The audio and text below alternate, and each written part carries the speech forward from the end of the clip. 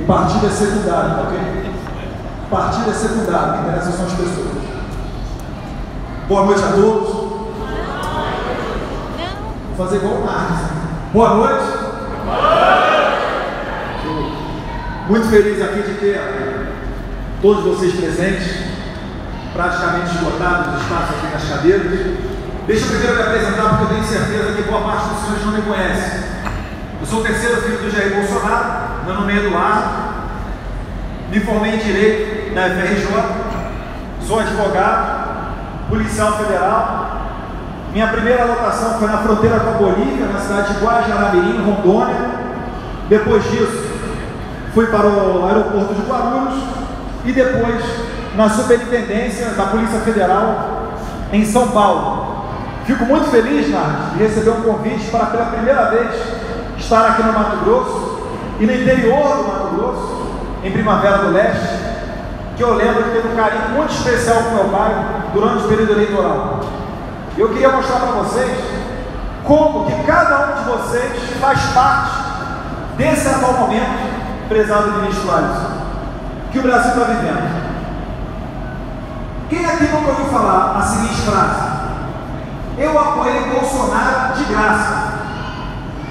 Eu fiz camisa com Bolsonaro de graça. Tem um pessoal que até escreveu Bolsonaro 2018 na plantação e depois filmou de cima de graça. Qual é o impacto que isso aí tem, além da diversão de chutar os corruptos para fora? É que é o seguinte: como ele chegou lá sem fazer constar os partidários, sem aceitar dinheiro de grandes grupos que depois certamente iam cobrar essa fatura, ele tem total liberdade de, por exemplo, colocar no Ministério da Economia o Dr. Paulo Guedes.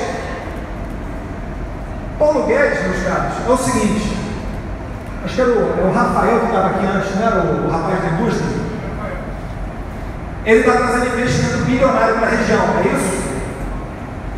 Eu queria perguntar para ele se nós tivéssemos como ministro da Economia o senhor Guido Mantega, que estivesse falando em aumentar a taxação do produto agrícola, porque tem que taxar o que dá certo, o que dá lucro. Se ele estaria trazendo a empresa dele para cá.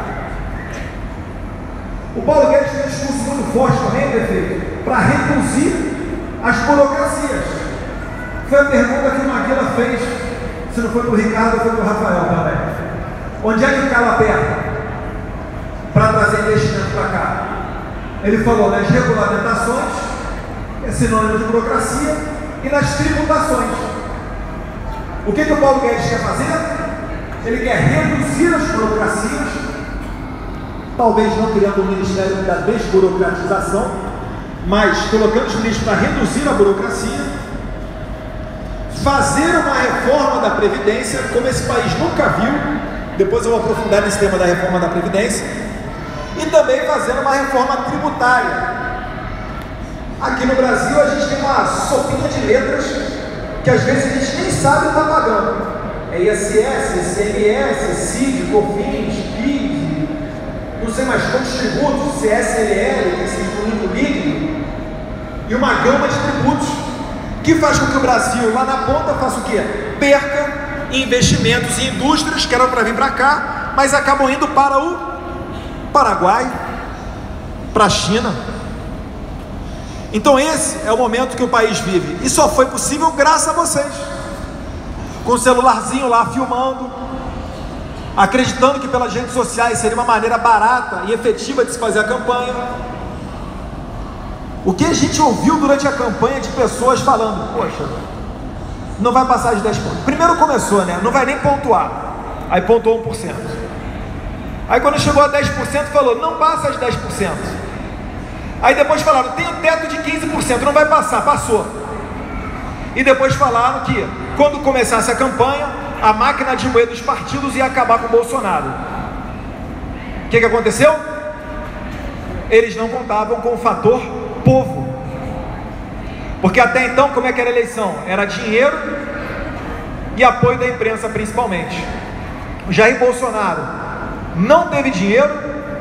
Na verdade, tinha até muita gente de bom coração que queria doar, mas ele não queria ficar atrelado a essas doações. para depois falarem: ó, aceitou dinheiro do agronegócio, por isso que ele está trabalhando para o agronegócio. E ele também não queria o quê? A imprensa, ser refém da imprensa, mas ele tem o fator povo.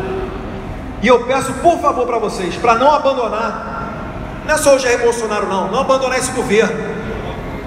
A gente segue não tendo a imprensa, a gente não tem um apoio maciço de partidos, não temos um apoio, já falei, de grande parte da mídia, mas nós temos vocês. Eu tenho certeza que a gente vai fazer o melhor para o país. Se nós errarmos, não vai ser para passar na cabeça de corrupto. Agora, se nós fizermos tudo o possível e o Congresso, por exemplo, não aprovar a reforma da Previdência, a gente vai ter falado. A responsabilidade é do Congresso Nacional. Se não aprovar a reforma, sabe o que vai acontecer? Ao invés de a gente discutir aqui, trabalhar mais X anos, a gente vai discutir o quanto por cento que a gente vai cortar do aposentado. Vai ser igual aconteceu na Grécia. Na Grécia, chegou o momento que eles falaram: olha, você recebe X reais de pensão, agora você vai receber 50% disso. Porque não tem outra maneira. Dinheiro não dá em árvore. Ou então a gente vai viver novamente aquele período no final dos anos 80, início dos 90, da inflação galopante. É isso que vai acontecer se nós não aprovarmos essa reforma da Previdência. Eu vou entrar na questão agrícola já. Me permitam só aprofundar mais um pouquinho a questão da Previdência. O funcionalismo público, que recebe os maiores salários, por exemplo, políticos, a tributação, a contribuição vai passar de 11% para 22%. Enquanto que a dos mais humildes, que hoje contribuem com 8%, vai ser reduzido o desconto para 7,5%. Vai me dizer que isso daí não é uma reforma inédita no país? Uma reforma que está olhando principalmente para os mais humildes? Um outro exemplo: hoje no Brasil, quem tem 60 anos e se enquadra, na categoria de miserabilidade, ele recebe R$0. Eu estou falando do BPC e do LOAS. Ele recebe R$0. Entre receber nada e receber R$400, o governo Bolsonaro está propondo na reforma da Previdência pagar R$400 a partir dos 60 anos de idade. Será que essa reforma é tão ruim assim para o pobre? Agora, tenho certeza, vai ser necessária uma cota de sacrifício de todos nós, a começar pelos políticos, a começar pelos juízes, a começar pelos membros do Ministério Público, porque é exatamente o pessoal que recebe mais e tem uma condição de contribuir mais. É só isso. O deputado Medeiros falou muito bem. Quem teve a oportunidade de acompanhar a sessão de ontem na CCJ do ministro Paulo Guedes, viu os deputados, principalmente do PT, como se eles tivessem ficado no governo 14 anos. Jogaram uma bomba para cima do Jair Bolsonaro, de 14 milhões de desempregados, uma economia estagnada, e é óbvio que vai ser necessário algum tipo de sacrifício. Agora, devolvo a pergunta para vocês: vocês querem um sacrifício controlado, ou vocês querem uma economia desenfreada, onde quem quer que assuma seja necessário tomar essas medidas, como ocorreu na Grécia ou na Argentina, onde o dólar está batendo 40 pesos? Já imaginaram? $1, R$40? Vai ter uma pessoa que vai gostar, vai tornar o produto brasileiro competitivo, mas vai gerar uma crise profunda aqui no país. Eu vou começar a falar de agricultura, mas eu vou pedir, por favor, se tiver com um vídeo aí na fita, espera só um pouquinho. Esse vídeo aqui, eu fiz ele durante a campanha. E eu posso ficar bem tranquilo para mostrar aqui, primeiro, porque eu sou eleito por São Paulo. Então, eu não vim aqui pedir voto. E outro também, que nós estamos fora do período eleitoral. Mas reparem como que os senhores são importantes e como é que os senhores têm poder se estiverem unidos. O político, ele pensa em vocês, porque vocês comandam a economia nacional. O político depende do voto de vocês para chegar lá. Então a gente tem uma atenção especial também, não somente por isso, né? Mas todo político ele tem uma atenção para o setor produtivo agrícola. Por favor, pode dar o play. Estou aqui em nome dos produtores agrícolas que fazem das tripas coração para colocar um prato de comida na mesa de todos os brasileiros e assistem o nosso governo federal tratar de maneira gentil os terroristas do MST. E a forma de enfrentar a bancada da barra contra o golpe é a covarde com a verdade deles, ainda lá nas barras do Saracão. Com a palavra do deputado Eduardo Bolsonaro. É o valentão, é o maioral. Chega aqui na frente da gente, olha até para baixo. Isso é conduta de covarde. Não tem um pico de vergonha na cara e está engolindo seco. Fala ali agora a verdade. O senhor não acha que ele está tirando ou não os gabinetes de deputado da bancada da barra?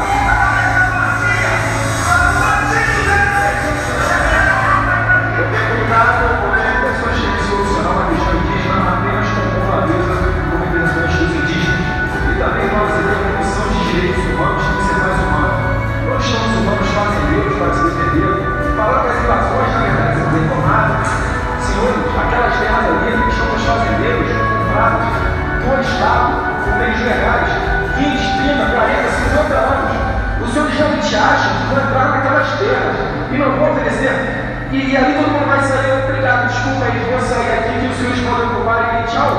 As fotos dos tratores queimados, quem será que queimou? Será que os fotos brasileiros queimados? Da FUNAI, com dentro do carro da FUNAI, com indígenas, para entrar dentro da propriedade de um fazendeiro que ficou desesperado. Você está aqui, eu vou me entregar para a FUNAI. Grava aí! Você está vendo o livro incentivando o povo! Vamos aqui! Vocês sabem o livro aqui dentro! Vamos fazer ouvir aqui a voz dos fazendeiros também. Esse vídeo mostra um pouquinho de quem eu sou. Mas caso você queira saber um pouco mais, parabéns.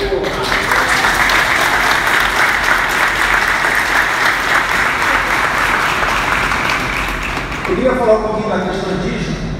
Primeiro, o índio não é e nunca foi nosso inimigo.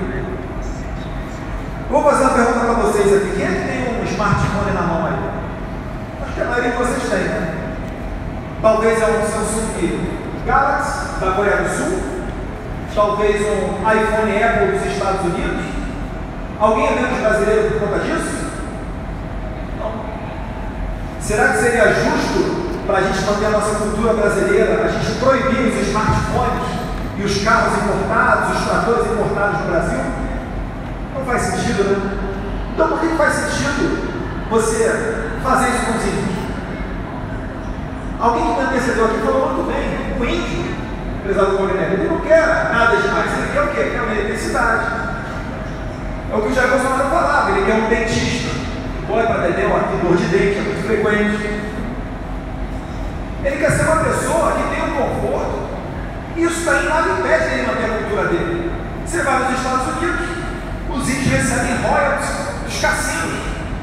Por que aqui no Brasil eles têm que dormir em cima de uma terra agricultável, muitas das vezes ricas em minerais, e passar fome? Tem que mendigar alimento para o produtor agrícola. Por que isso? O que o Jair Bolsonaro quer é resgatar a política do regime militar, ter integração do índio. Isso significa dar dignidade a ele, dar um saneamento. Por que não fazer uma estrada até a aldeia? Qual o problema que tem nisso? Nenhum. Hoje em dia, claramente, como se fosse um animal de zoológico, cercadinho lá, e não deixam nem ele conseguir produzir. Estavam falando de um caso aqui pioneiro, que alguns índios da região estavam conseguindo fazer uma produção agrícola a contragosto do pessoal da FUNAI. E é por isso que eu venho aqui, é para ouvir de vocês, para ouvir anteriormente aqui o que o Nardes estava falando, tratando de alguns problemas, onde os indígenas queriam ir para uma terra X do governo, mas o governo anterior, da Dilma Rousseff, obrigou eles a virem para uma outra terra, onde ocorre esse conflito com fazendeiros. E por que a esquerda faz isso? Porque a esquerda ela tem que destruir tudo. Ela tem que incentivar o conflito para que depois de destruir tudo, ela vem dizer o que é certo e o que é errado de acordo com a mentalidade marxista. Vamos lá. Por que vocês acham que existia kit gay? Por que vocês acham que existia cota? Por que vocês acham que existe UNE, MST, UBS, Levante Popular da Juventude, Black Bloc, todos esses grupos? Eles servem para segmentar a sociedade. Ah, você é contra a cota racial, você é racista. Ah, você é contra o kit gay, você é homofóbico. E assim, eles vão conseguindo se dizer os defensores dos negros, os defensores das mulheres, os defensores dos homossexuais. E ai de quem falar o contrário. Se falar o contrário, você é enxotado publicamente. Se você falar na campanha eleitoral que é a favor do Jair Bolsonaro, você é enxotado publicamente como racista, sexista, misógino, xenófobo. É o que a gente fala de espiral no silêncio.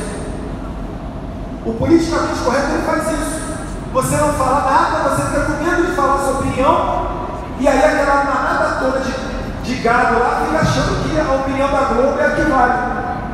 Como se realmente a gente tivesse que ensinar para as crianças a fazer sexo na escola, que fumar maconha é um negócio legal, recreativo, que vai te fazer bem, relaxar.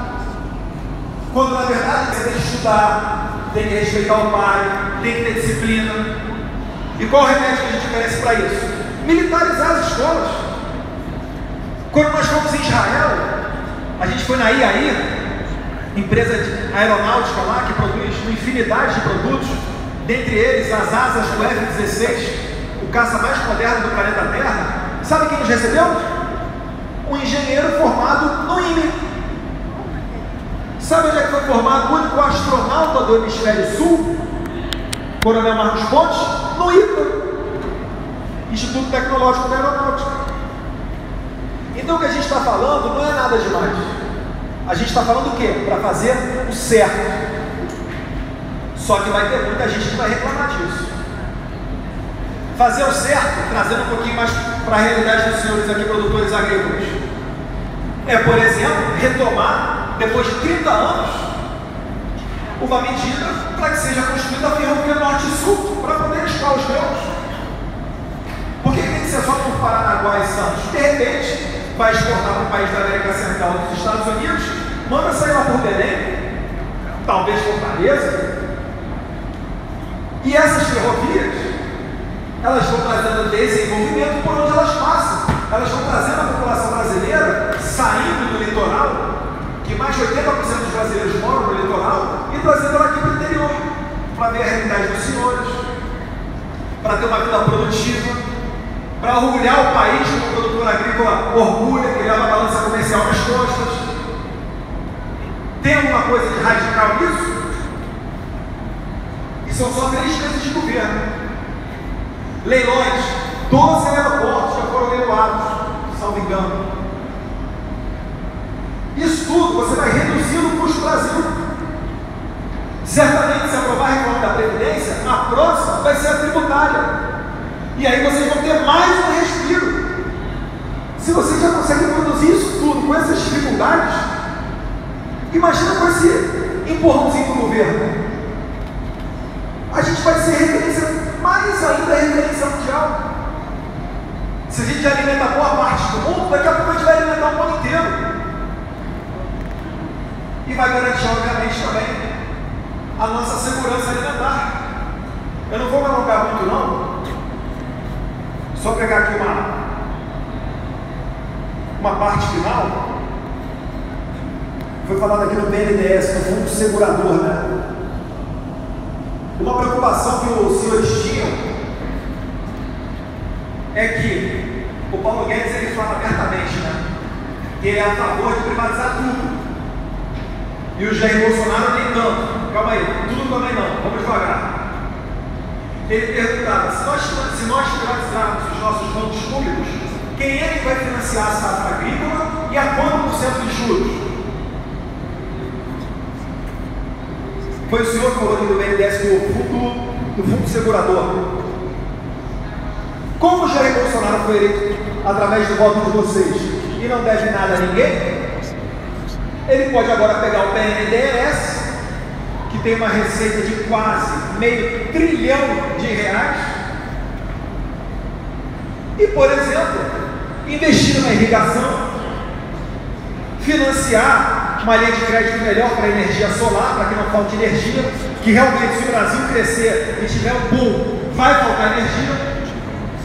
E eu não estou nem falando de Roraima, mas Roraima é um problema à parte lá, porque o sistema elétrico lá não é interligado no resto do Brasil. As termoelétricas já estão funcionando a 100%, a todo vapor, porque a energia que vem de Muro lá da Venezuela, já o Maduro desliga de uma vez por todas. Mas se o Brasil crescer na medida que nós queremos, a gente vai ter que ter uma atenção redobrada para a questão energética. Por quê? Porque o governo brasileiro normalmente só pensa a cada 4 anos, só pensa em se reeleger. E o Jair Bolsonaro está pouco se preocupando com a reeleição. Então são algumas mudanças que a gente está fazendo no Brasil. São apenas 3 meses de governo. Tem a questão das armas também, que o principal problema para você conseguir uma arma de fogo era provar a efetiva necessidade. Ele praticamente retirou esse quesito subjetivo.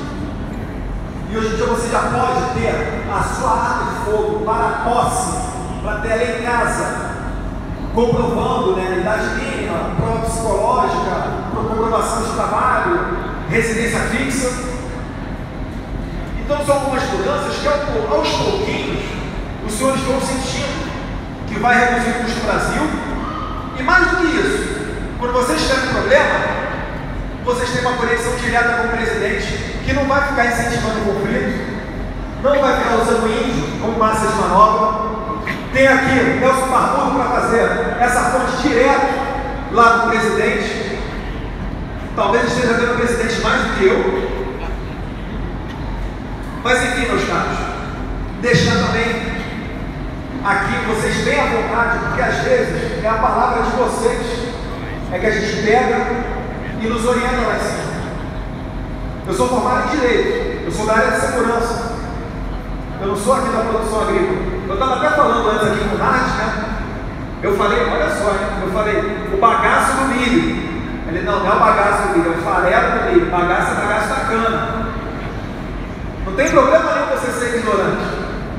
O problema é você achar que é bonito ser ignorante e xingar quem quer te corrigir. Aí você merece mesmo botar um cara que te espelha. O cara que não gosta de ler, que fala que dá sono. Aí você merece isso daí mesmo. Então, obrigado pela correção, Nath. E contem comigo para levar as causas do agronegócio lá para Brasília. E se Deus quiser, vai haver um dia em que a gente vai descentralizar esse poder lá de Brasília para os estados e para os municípios, para que não seja mais necessário os senhores terem que ir até a União, até o governo federal, para solucionar o problema dos senhores. Então fica aqui esse meu agradecimento. Falei com o Jair Bolsonaro antes de vir aqui. Ele pediu também para agradecer aos senhores. Não conseguiu vir desta vez, mas na próxima a gente vai pegar a faca e vai botar no pescoço dele. Ele tem que voltar aqui, né? Não faz faca, não? Meus caros, muito obrigado a vocês, muito obrigado pela atenção. Segue com o nosso lema, que é Brasil acima de tudo e Deus acima de tudo. Muito obrigado.